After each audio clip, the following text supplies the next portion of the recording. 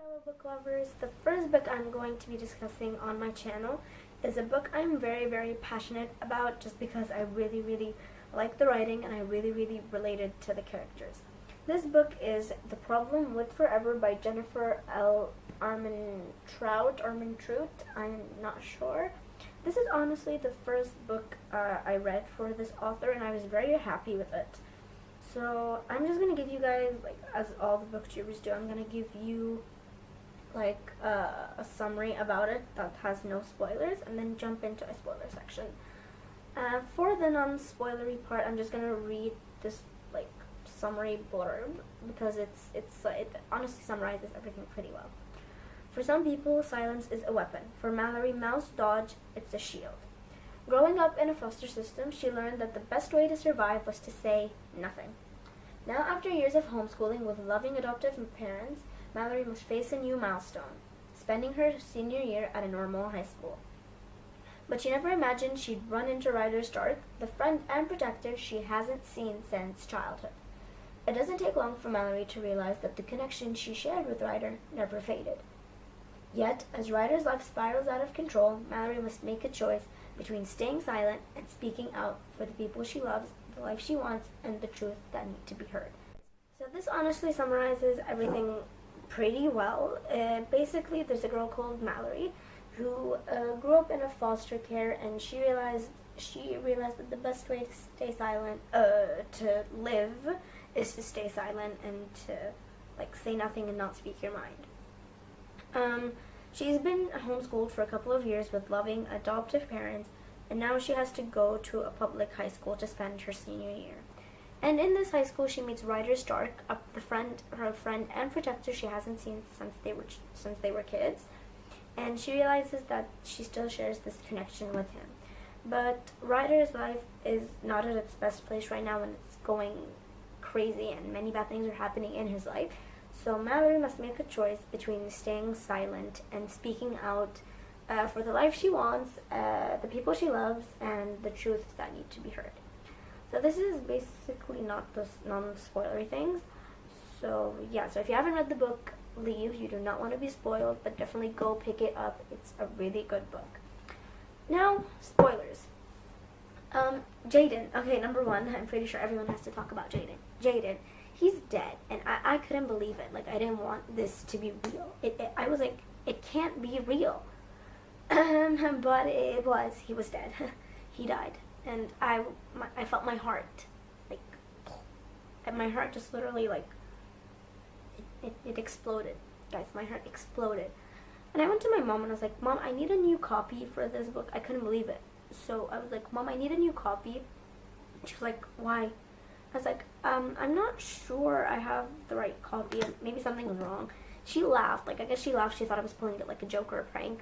But it wasn't a laugh to me. I wanted to see if Jaden was actually dead. And I guess it was like like something that that shouldn't be believed, that I was, like, there was something wrong in my book. So I guess that's why my mom laughed.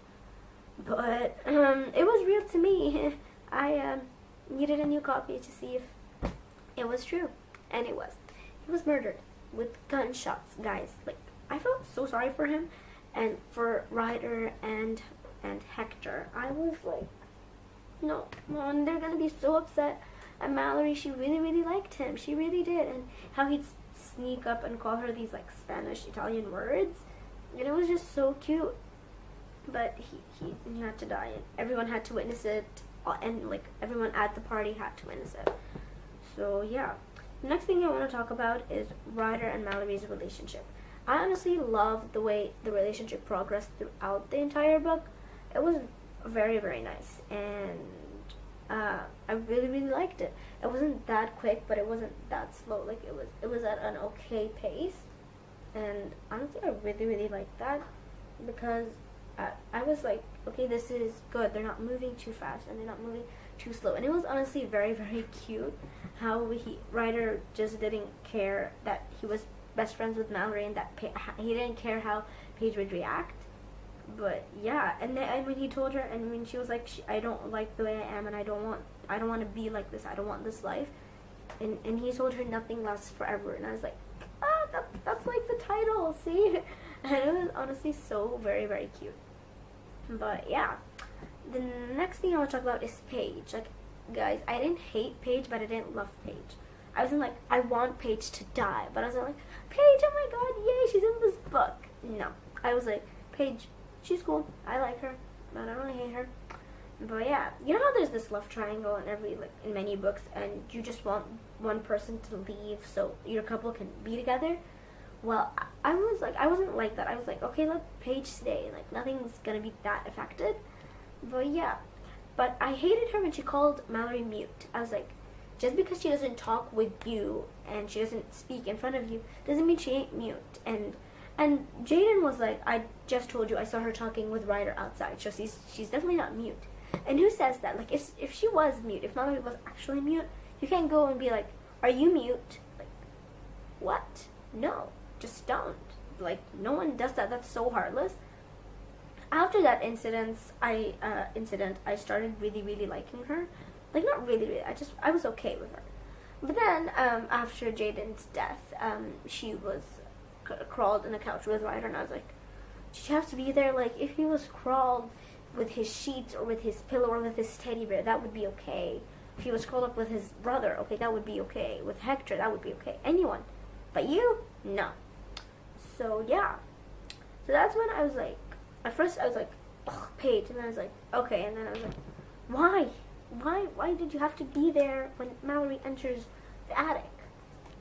So, yeah. That's Paige.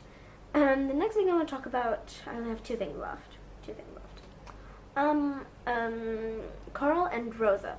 I really, really liked Rosa and how she was giving Ryder a chance and how she was, she was trying to calm Carl down. And she helped Mallory and Ryder's relationship happen and progress. But Carl was so strict, and when they were having dinner, I was like, why are you doing this? Like, why? This is not a police interrogation. It's a dinner. You guys eat. You don't interrogate him. So, yeah.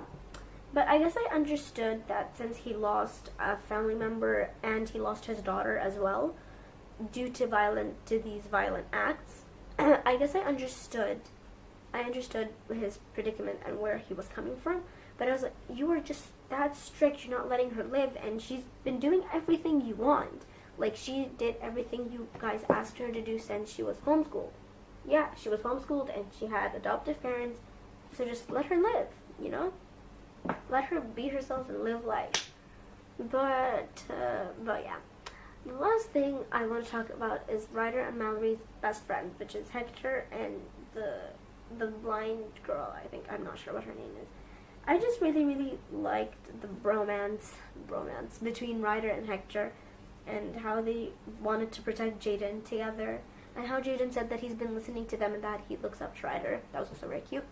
So I just really liked this bromance, and it was a very good bromance.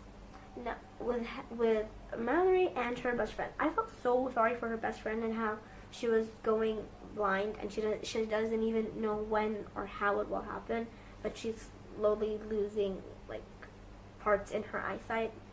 And I was just so upset. Like, how can, like, guys, imagine you sleep, you wake up, and you can't see anything. That's a big deal, guys.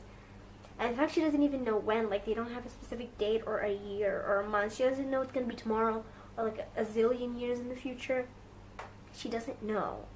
But thankfully, there might be some advances in technology and science which may help find a cure, like the doctor said. So we hope for the best, what can I say? So yeah, so this is everything I wanted to say about this book. If you haven't picked it up, like, you guys probably picked it up since you're in the spoilers. But yeah, but tell me all your thoughts in the comments down below, and tell me what were your favorite parts.